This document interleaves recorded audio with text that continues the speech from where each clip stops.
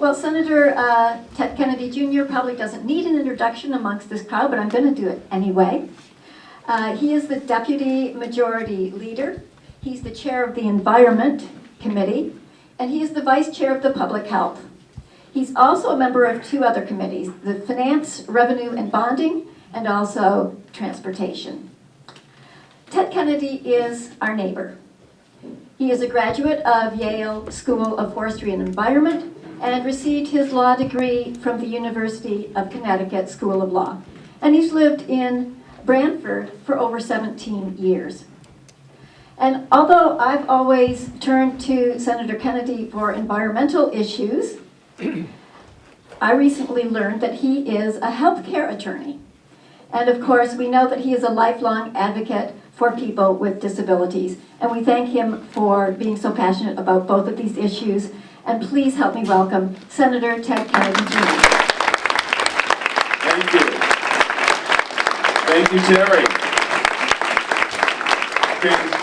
Thank you so much. Can everybody hear me okay? Yes. Good. Well, thank you, Carol. Thank you, Terry. Thank all of you. I'm looking around the room. I see a lot of familiar faces, but I also see a lot of new faces.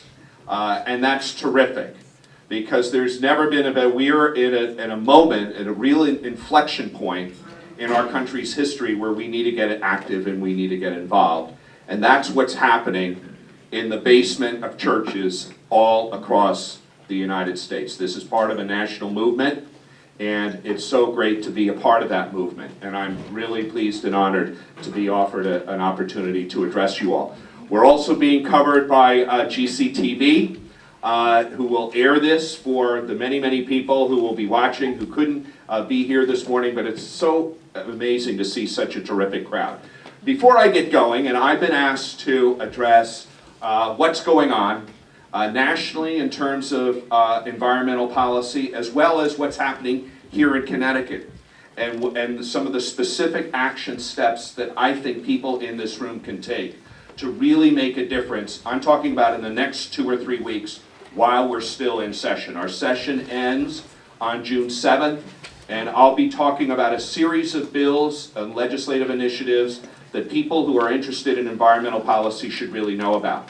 Before I do that, though, I just did want to address very briefly this issue concerning equalizing access to student-generated financial aid. This has become a political issue. It's become a political issue because of people who do not want to afford these same basic opportunities to undocumented students here. These are students, and I think it's important to know that this is about 15%. When you attend UConn, everyone's tuition is pooled. About 15% of that goes into a pool, which is made available for students who need financial aid. That includes people who are undocumented students who attend the University of Connecticut. However, they're not able to avail themselves of this scholarship money. And it just seems to me that it's kind of puzzling why this has become like a democratic issue, because it seems to me that we should all be wanting to ensure that people in the United States who are here in our state can become educated so that they don't have to be trapped in these jobs that don't pay people very much. In fact, we want people to become contributing members of our society, and the way to do that is to get an education. So we should be doing all we can, and Democrats and Republicans should both agree that we should be doing everything we can to ensure that people become self-sufficient and tax-paying citizens that really don't make sense, that don't protect our environment or our human health. Because I think as environmentalists, we know that we can be both pro-business and pro-environment at the same time. In fact, when we talk about preserving and protecting Long Island Sound is one of the greatest not only is it our greatest environmental asset, our keystone environmental asset of the state, it's one of our greatest economic assets of the state. And we know that if we allow Long Island Sound to continue to become polluted, and people can't bring their kids to the beach, and by the way, one of the consequences of the EPA cuts to the state of Connecticut is a $213,000 cut to monitor bacteria levels on our beaches. We have over 110 miles of shoreline in our state, and we have people who monitor, both local people as well as state people who monitor pollution levels in the water. That's just an example of one of the areas that's going to be impacted as a result of the federal changes in environmental policy. So let's just turn for a second. I'm happy to answer any questions about that, but I just wanted to turn for a second to my work in the Environment Committee. Some of you know, and you heard in the introduction, I've actually lived in Connecticut since I enrolled at Wesleyan University in 1979. And after working for a few years in Boston after I graduated in a disability law center, I came back as a student at the Yale School of Forestry and Environmental Studies before continuing my education at UConn Law. But, this has been, something that I have been working on. This is kind of like a continuation, so to speak, of some of my life's work, becoming the Senate Chair of the Environment Committee. And we've had, in the first 2 years, have had extremely productive environmental work, thanks in part to many, many people in this room. The Environment Committee, in my first 2 years of office, so again, this is my third year, we've passed nearly 50 bills. 50 bills, which is pretty many bills for a freshman legislator to show up, and these have primarily been either unanimous or near unanimous support. Okay, so I know I'm speaking to a number of Democrats in the room, but I do think it's important to know that that when it comes to environmental policy, for years, this was a bipartisan issue. It hasn't been recently, but for many years, environmental policy has been bipartisan. But we've been able to achieve a lot in terms of preserving and protecting Long Island Sound from microbeads and other plastic contaminants, to reducing pesticides in our schools. Now, I had a bill to try to reduce the spraying of pesticides and herbicides in our high schools and on our athletic fields and places like our town greens. Now, fortunately, places like Guilford and Branford are in the forefront of this, because you know how we have little folks fairs, we've got things going on in our greens, jazz festivals, people lying down, putting blankets out to Shakespeare in the Park and whatnot, and this is happening all across the state, yet there are only about 6 or 7 towns in our state that prohibit or do not allow for the spraying of pesticides and herbicides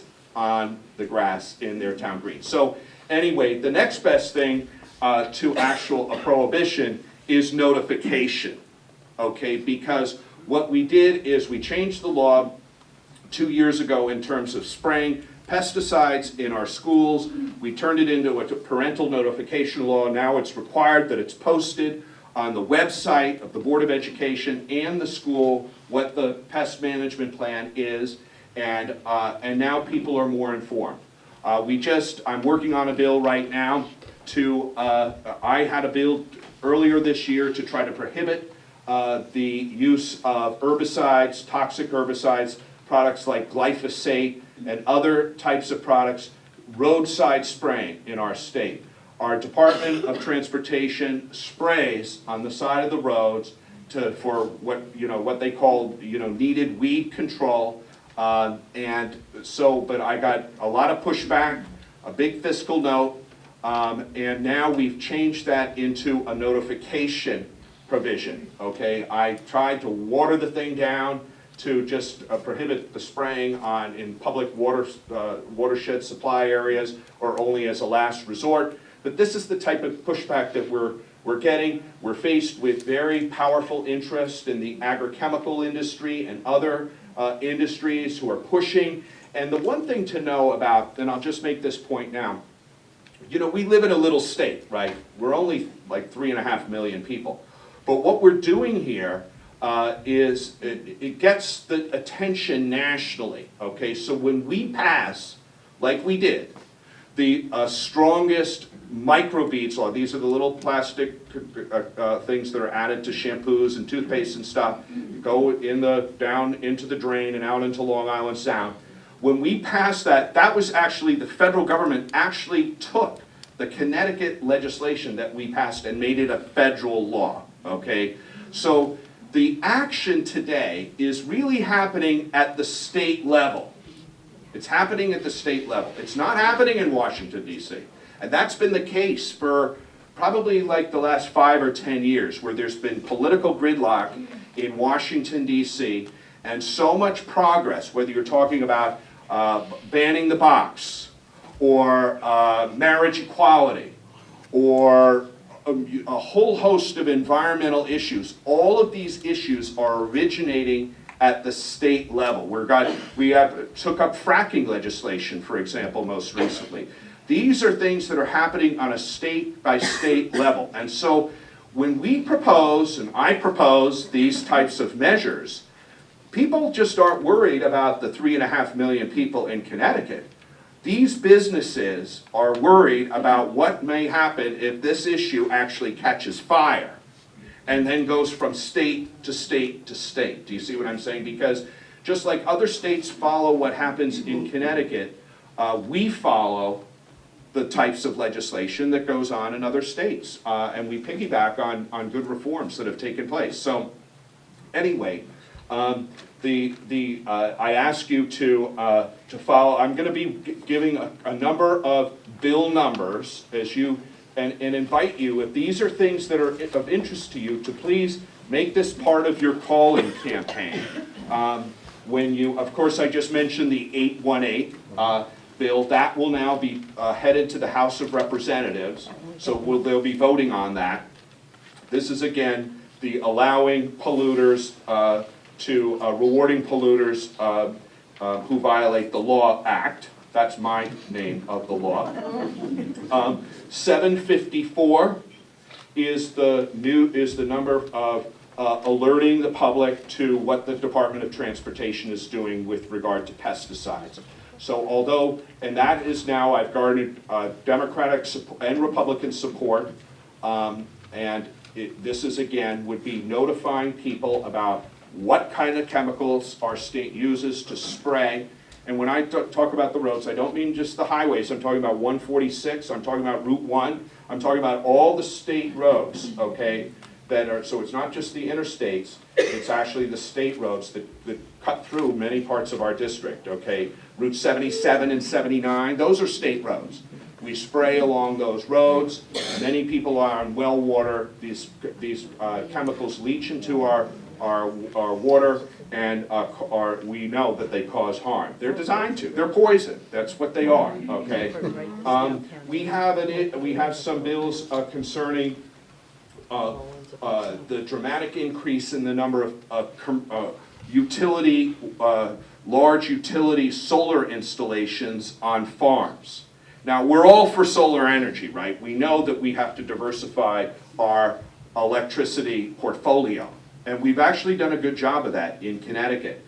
One of the big problems is that many of these large-scale solar installations are being done on prime agricultural land. And there's a reason for this. The land is flat. The land is exposed to a lot of sun. You don't need to chop down any trees because people have already chopped down the trees, okay? And farmers are struggling, okay?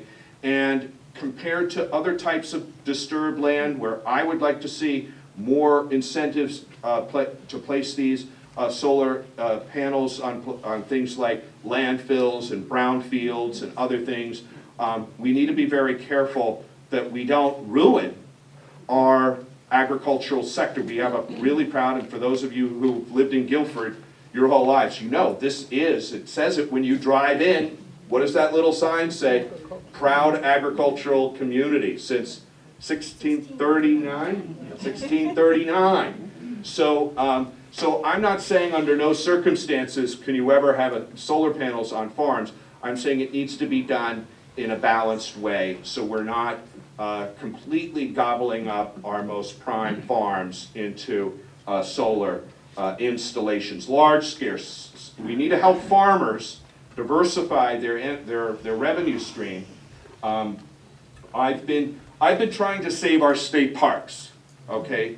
Now people ask me, Ted, why are you trying to save our state parks? And I say, well, because for a couple of reasons. One, it's what makes Connecticut such an incredible place to live. Hammonasset Park, the crown jewel of the state park system. You all know that these are not, we talk about these things like they're liabilities, okay? Our state parks are liabilities. They're not. These are assets that we have. In fact, UConn has done a study that says for every $1 that is about our state budget for state parks is $18 million. Now per capita, we're about 48th or 49th in terms of all states and what they spend per capita on their state. I hate being 48th or 49th in things, but we're relying almost exclusively on general fund revenue. We're one of 2 or 3 states that doesn't have any other source of revenue, okay? So no gate revenue, no concession revenue, no revenue to offset the general fund revenue. So I have a plan to allow, it's called Passport to the Parks. It is an idea that would allow Connecticut citizens, this has been done in probably 8 or 9 other states, red states and blue states, and it allows people when you register your car, you pay an extra $10, okay, so if your registration is for 2 years, you pay an extra $5 a year. That would generate about 14 or $15 million, not quite the 18 million, but I would prefer to actually raise that a little bit more, but you know, I'm getting a little pushback from some of my friends. But what that would do is it would turn your license plate into your entrance fee for the parks. So one day of parking in Hammonasset is $13. So you know it's a fantastic deal for citizens of the state of Connecticut because it would open up more state parks. It would make it easier. You just drive right in. Now we would still charge out-of-state people, but it's a way to establish a diversified revenue stream, and we wouldn't be constantly fighting for these funds. What's that bill number? That bill is number 994. But it could. My original idea was to put a 5-cent fee on all single-use plastic bags in Connecticut, but unfortunately, not enough people think that's a good idea. Even though we've seen many other parts of the country successfully implement a 5-cent fee, we use 950 million single-use plastic bags a year in Connecticut, okay? So just let's call it $1 billion, okay, so we can use round numbers. At 5 cents a bag, that would be $50 million, but we know, because we've done the analysis, that there's an immediate 50% reduction, which is part of the idea.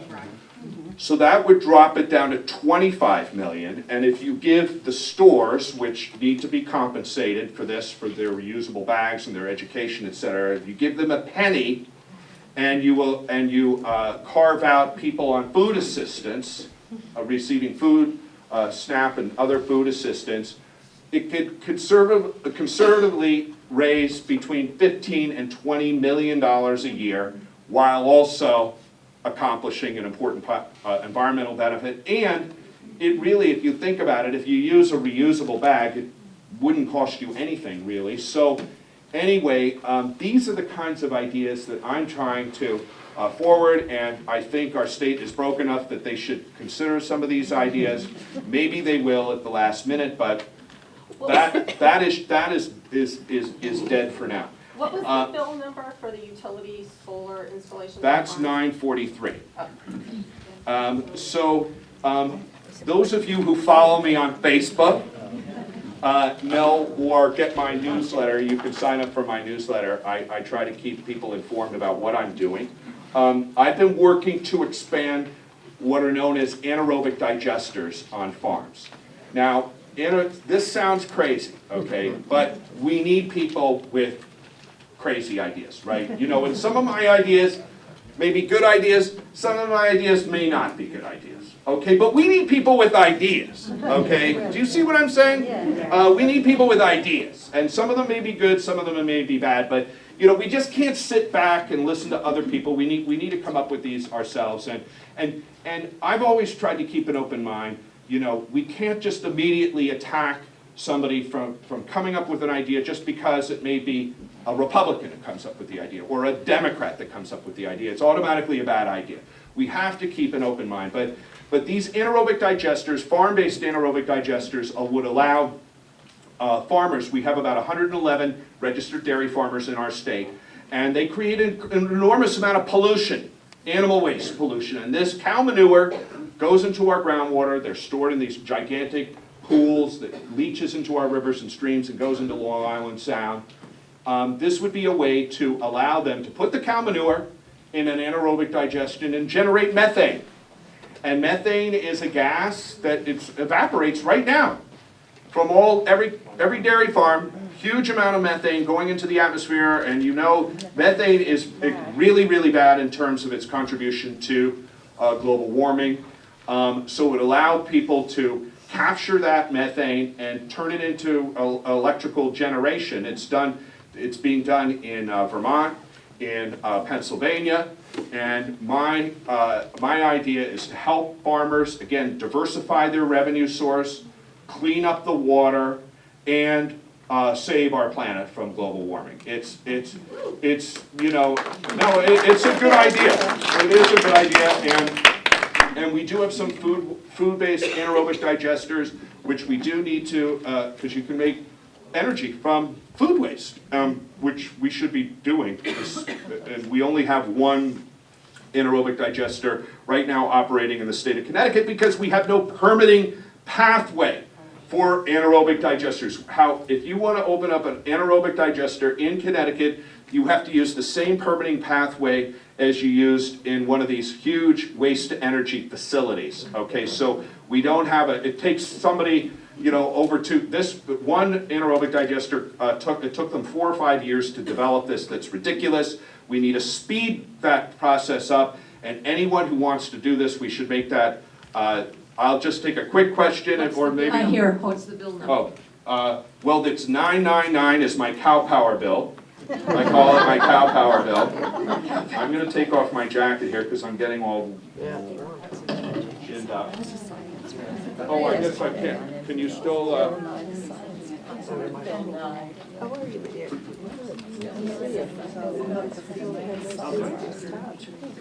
I'm sorry.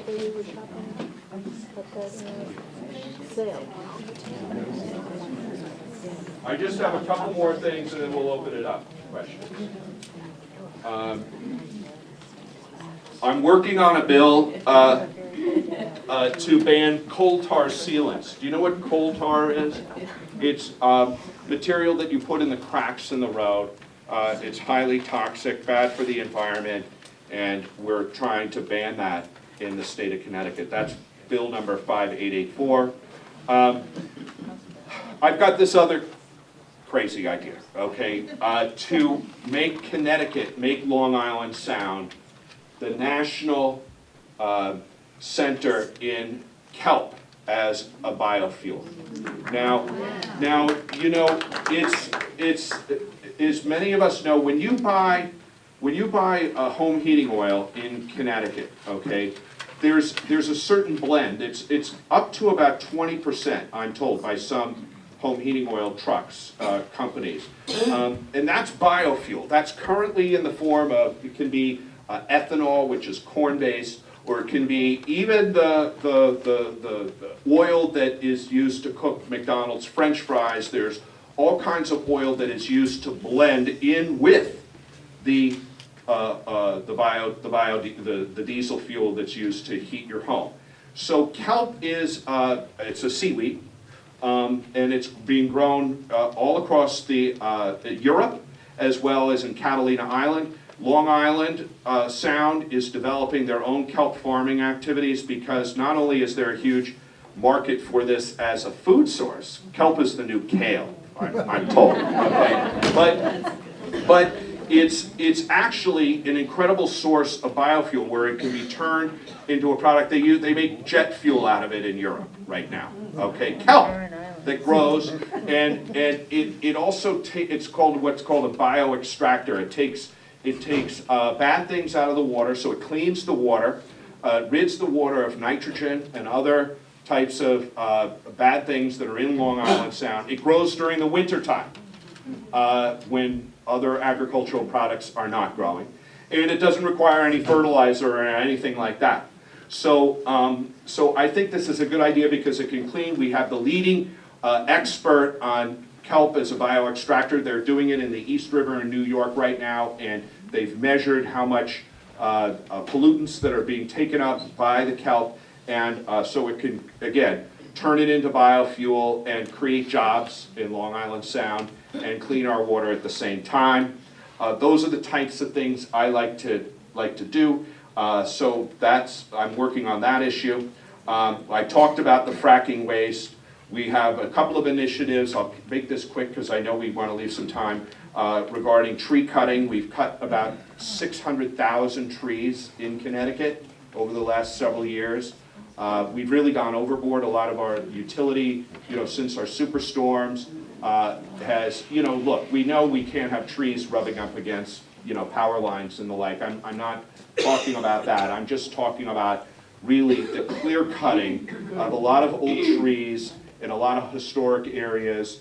We need to develop, again, a notification procedure because people wake up in the morning and there's a truck out in front of their house and they're cutting down a tree that's been there for hundreds of years. We need more of a notification and to allow people to object if they want to. We have a tire stewardship program to recycle tires. We have about $3.5 million tires each year are generated. This is one of the areas in which CCM, which is the Connecticut Conference on Municipalities, which represents all the municipalities in our state. Normally,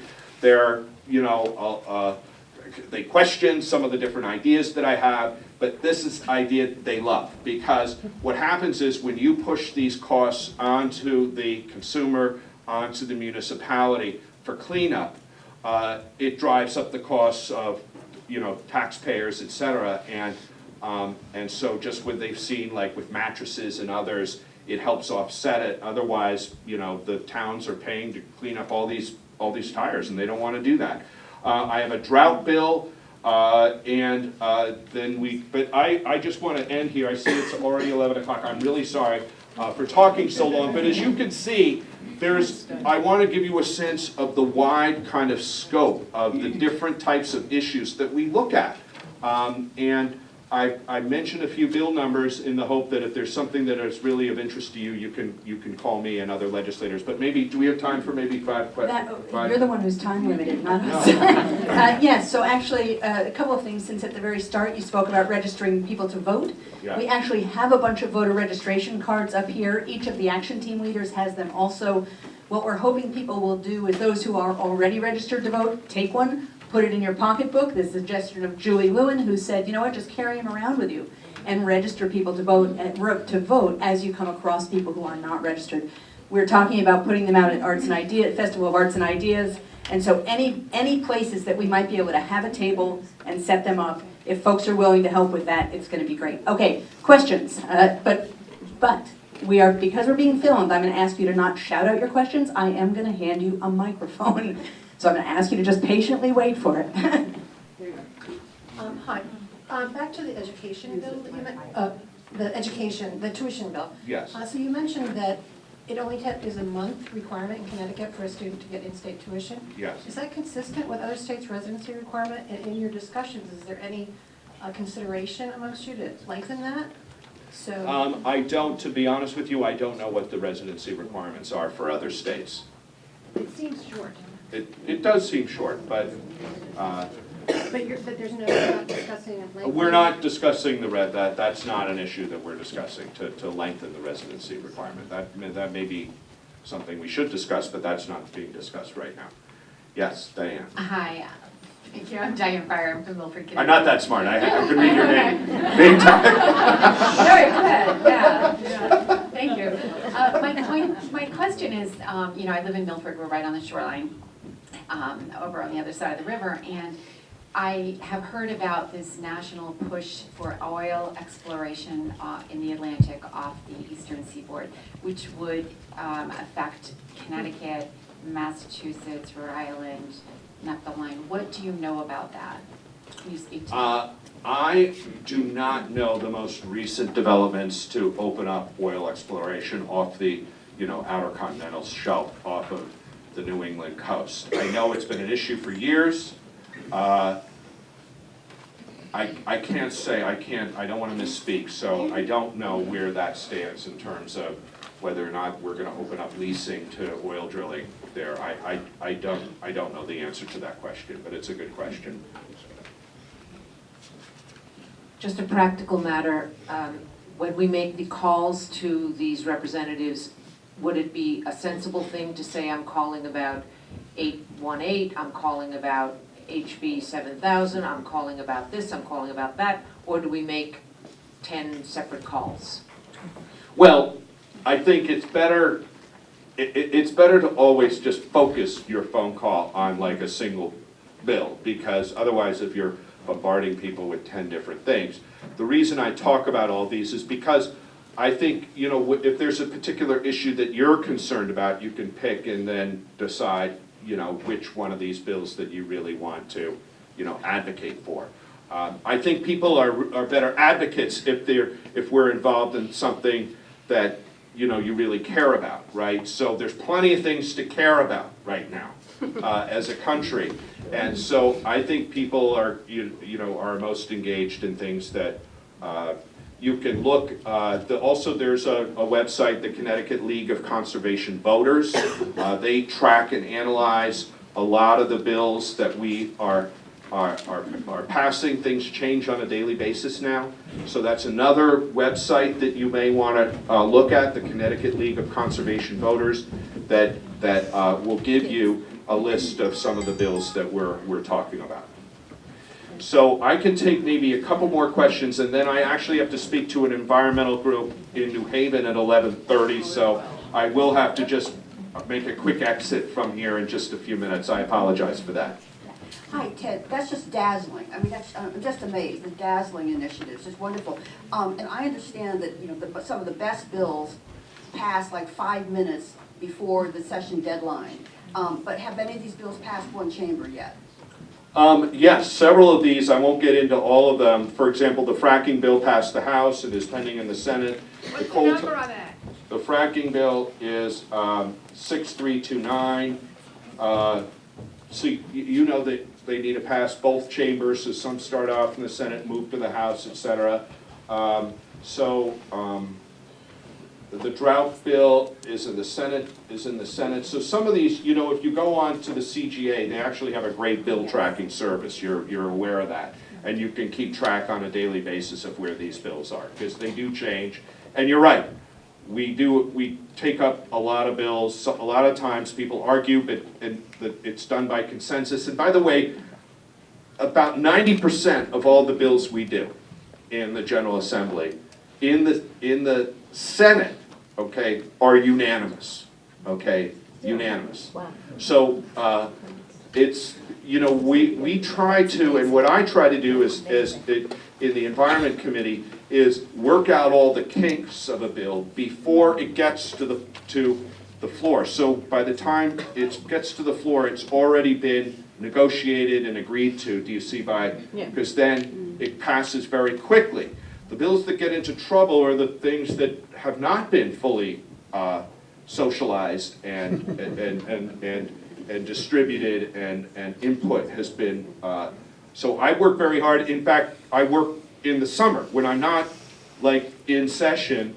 I work with these groups so we can, when by the time we hit the ground going, do you see, in the first weeks of the session, we've already done a lot of the homework by talking to the different stakeholders and getting their buy-in. That helps speed up the process. Yes? Is that Dave back there?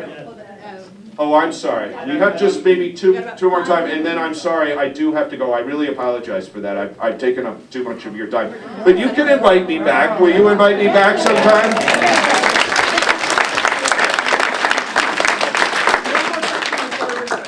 Go for it. Sorry, Sorry, last question, my apologies. Barbara from North Guilford. I just wanted to ask you to speak about what's happening with the state parks and especially Hammonasset and the Nature Center.